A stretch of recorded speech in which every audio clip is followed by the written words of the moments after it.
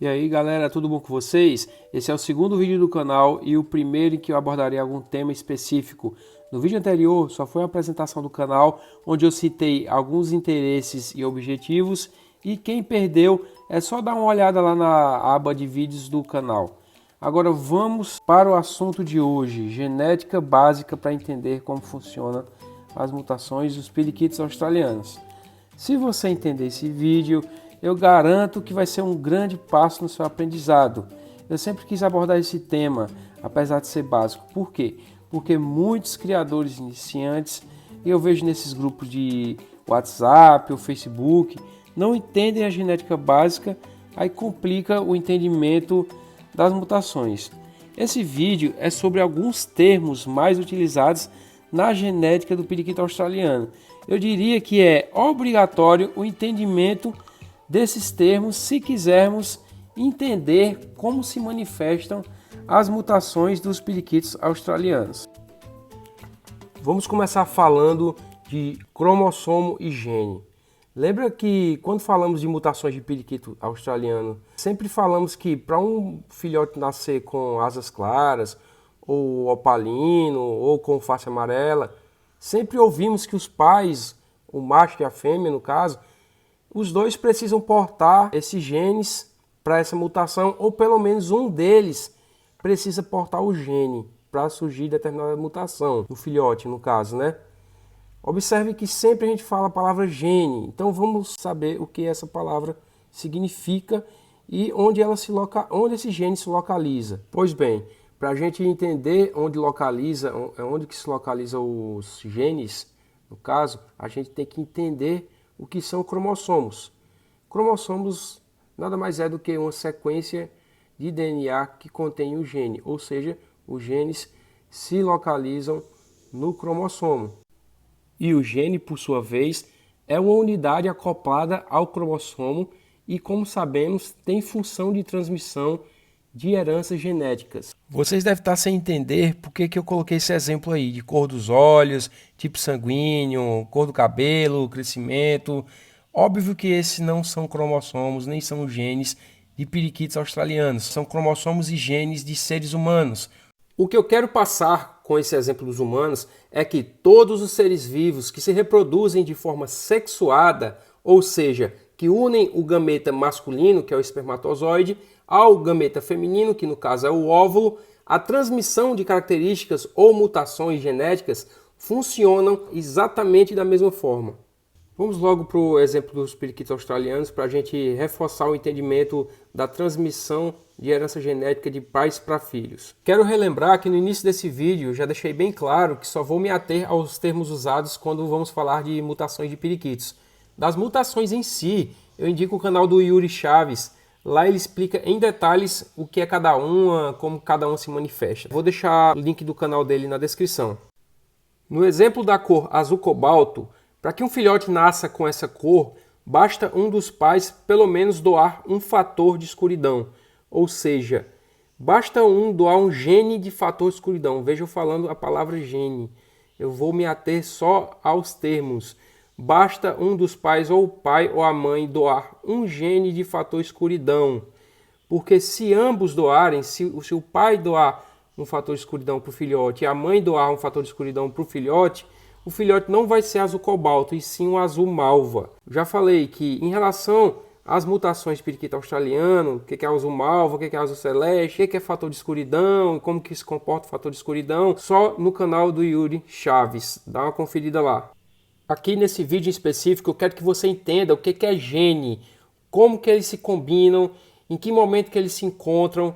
É isso que eu quero que vocês saibam, só os termos. Pode parecer boba a pergunta, mas eu vou perguntar. De onde que vem esses cromossomos cheios de genes, de mutações e características? Sabemos que o conjunto de cromossomos é o que compõe o que conhecemos como DNA, como já tínhamos visto no início do vídeo. Então, se sabemos que o DNA são cromossomos com genes, então de onde vem um DNA que vai se juntar com outro que vai formar um filhote? A resposta é mais óbvia possível. Esse DNA só pode ter vindo do espermatozoide do macho, que se encontrou com o DNA do óvulo da fêmea e gerou o filhote. Já que eu dei o exemplo de uma mutação que só precisa de um dos lados doar o gene, vou citar agora, para finalizar esse slide, uma mutação que precisa da participação dos dois, da doação dos dois, porque senão não vai nascer o filhote nessa condição, que é a mutação asas claras. Precisa dos dois doarem gene para a mutação asas claras, para que o filhote nasça asas claras. Uma outra palavra que estamos acostumados a escutar quando estamos discutindo genética de periquito é fenótipo. Nem todo mundo sabe o que é fenótipo. É quando uma característica de um gene se manifesta de forma visível ou detectável. É quando a gente consegue identificar a cor de um pássaro, é quando a gente consegue identificar o formato de uma asa de um pássaro, é quando a gente consegue identificar o canto de um pássaro, o rugido de algum bicho, é quando a gente consegue perceber isso. Isso é o fenótipo. É o que está externo, visível, perceptível.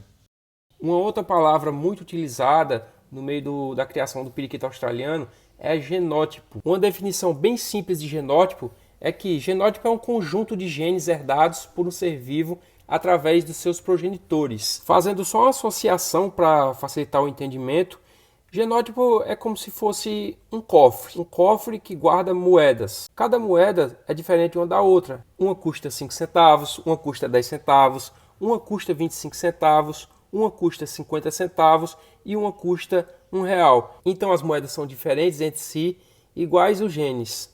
E todas elas estão dentro do cofre que seria nosso genótipo. Resumindo, nós possuímos vários genes e todos eles estão guardados dentro do nosso genótipo. Uma outra palavra muito comum de se ouvir é dominante. O que é dominante?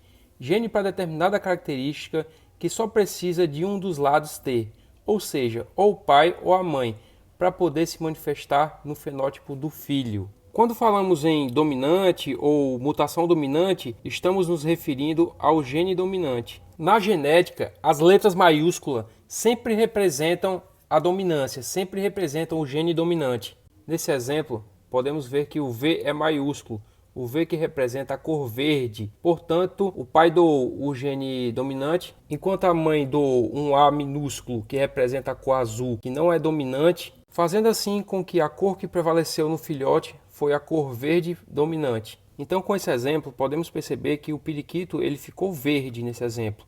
Só que ele porta um azul que foi doado pela mãe, ou seja, ele tem um gene azul no seu genótipo, aquilo que a gente viu no slide anterior. E esse gene que está guardado no genótipo pode combinar com o gene de outra parceira, um gene que seja equivalente, ou seja, que também não seja dominante para a cor, que seja um gene da cor azul.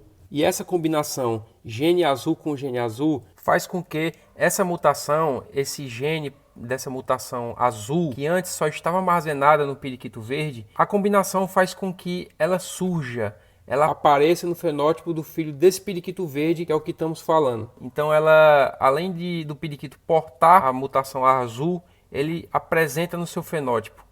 E olha aí como ficaria o filhote do nosso periquito verde. Combinou o gene azul do pai com o gene azul da mãe, não tem nenhum gene dominante aí, não tem nenhuma letra maiúscula para atrapalhar, e o periquito nasceu azul. E esse azul é uma condição recessiva, é uma mutação que é gerada através da combinação de dois genes recessivos. Na verdade, esse Azinho minúsculo é um gene recessivo. Definição de gene recessivo: gene que precisa ser em dose dupla para que possa se manifestar no fenótipo. Foi o que eu acabei de falar. Galera, e esse mesmo raciocínio que eu exemplifiquei com as mutações das cores, também funciona para outras mutações. Mutações de asas, por exemplo, asas claras, asas cinzas, que são mutações recessivas. Asa cintilante, que é uma mutação dominante. Fator cinza, fator violeta, que são duas mutações dominantes. E outras mutações. E agora o mais simples de todos: duplo fator e simples fator. O que é duplo fator?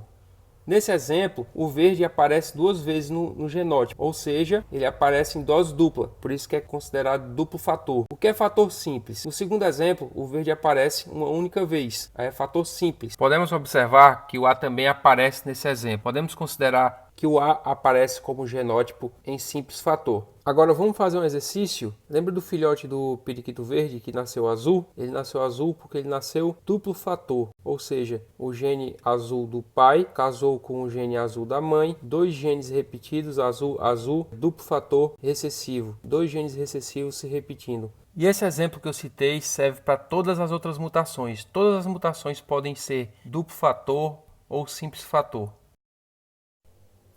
Galera, por hoje é só. No próximo vídeo, semana que vem, abordaremos mutações autossômicas, dominância parcial e codominância.